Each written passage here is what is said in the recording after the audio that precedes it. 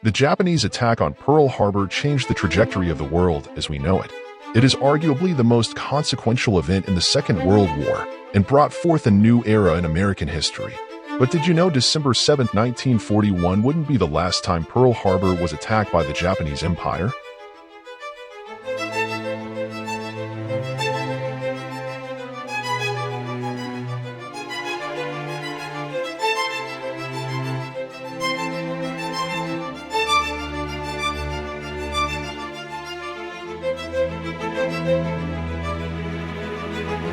Codenamed Operation K, the Japanese organized a reconnaissance mission to investigate the American recovery effort after the December 7th attack. The information gathered from this mission would help the Japanese determine the ability of the American Navy in coming months.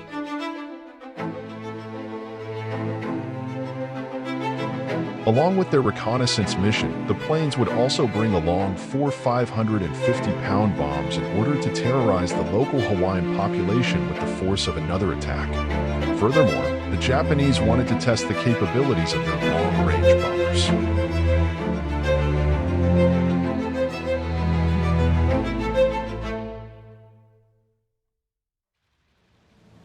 Two Kawanishi H-8K Emily flying boats would fly 1,900 miles over the Pacific from the Marshall Islands to an atoll called the French frigate Shoals.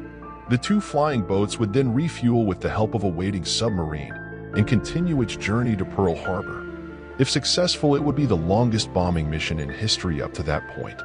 After takeoff, before the pair of planes even reached Pearl Harbor, a problem would arise.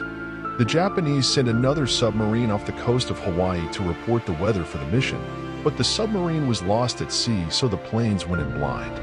Although not deterred by the setback, as the Japanese bombers continued after their refueling stop, they encountered heavy clouds and were discovered by American radar. Fighter planes were sent to intercept the Japanese planes, but they too struggled with the heavy clouds.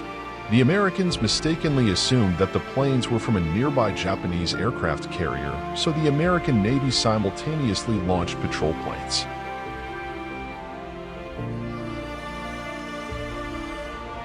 The pair of Japanese planes became separated and were unaware of their location due to the weather. On top of the heavy clouds, Pearl Harbor had also instituted a blackout policy for obvious reasons.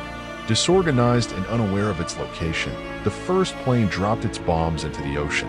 The second plane dropped its load 8 miles from the intended target, nearly missing Honolulu's Theodore Roosevelt High School and hitting the slopes of Tantalus Peak. The two planes then avoided the searching P-40 fighter planes and began the journey back to the Marshall Islands.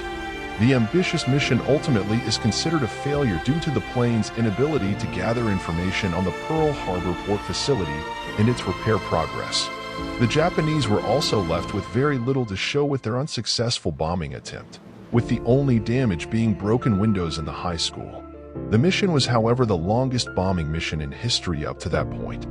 The attack did to an extent stoke fear in the local population, but would not bend American will and unity after the events of December 7th.